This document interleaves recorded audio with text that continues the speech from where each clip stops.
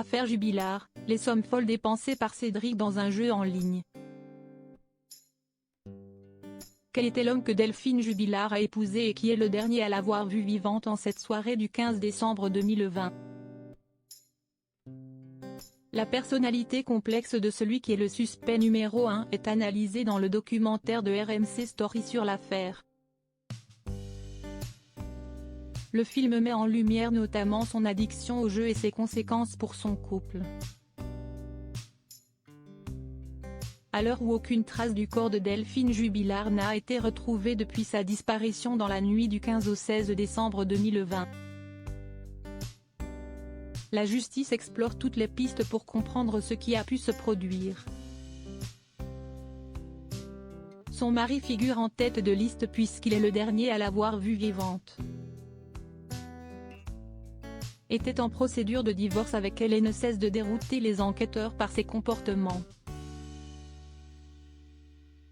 Artisan plaquiste et père de 2 enfants, il est actuellement en détention provisoire à Toulouse 16 depuis le mois de juin 2021. De nombreuses questions se posent donc sur ce personnage difficile à cerner. Interrogé dans le documentaire Enquête sur le mystère Jubilard de RMC Story, son ami Cyril Hermadinquet lève le voile sur un aspect de sa personnalité, son addiction au jeu qui l'a entraîné dans d'énormes dépenses d'argent. Un déséquilibre financier dans le couple. Après leur mariage en 2013, Cédric et Delphine Jubilard donnent naissance à 2 enfants, Louis en 2014, Elia en 2018. La petite famille veut construire sa maison, ce qui tombe bien car le mari est artisan et s'y connaît dans le domaine.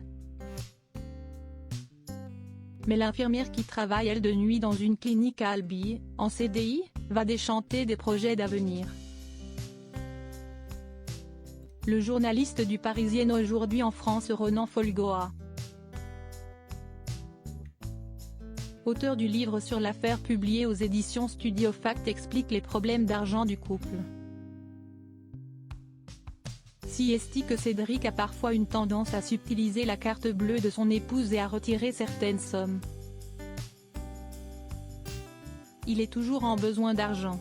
Au total, il engloutit chaque mois une somme assez significative par rapport à son salaire qui est relativement modeste. Et donc il y a un déséquilibre financier dans le couple. Siesti une dépendance qu'il reconnaissait lui-même. Cyril Hermadinquet, ancien policier qui a rencontré Cédric en jouant en ligne avec lui, apporte d'autres détails. Selon lui, siesti l'addiction au jeu en ligne de son ami qui aurait lentement engendré la dislocation du couple Jubilard. Des packs de jeux. Il y en a à tous les prix. Pour avancer vraiment, il faut acheter des packs qui sont très chers, aux alentours d'une centaine d'euros. Et ça, quand vous en achetez une dizaine sur le mois, siesti presque un salaire mensuel.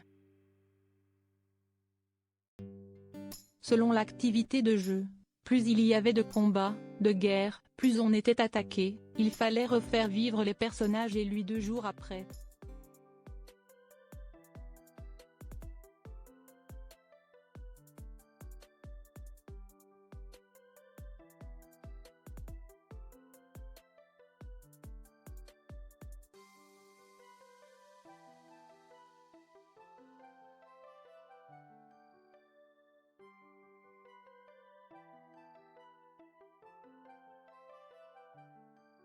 On avait un peu ras-le-bol de vivre dans un chantier, ajoute le proche de Cédric Jubilard.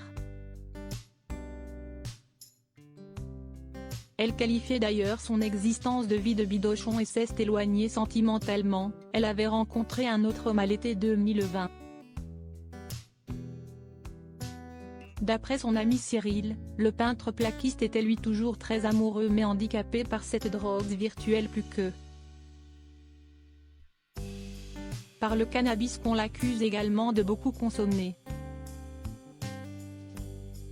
Cédric Jubilard reste présumé innocent des faits qui lui sont reprochés jusqu'au jugement définitif de cette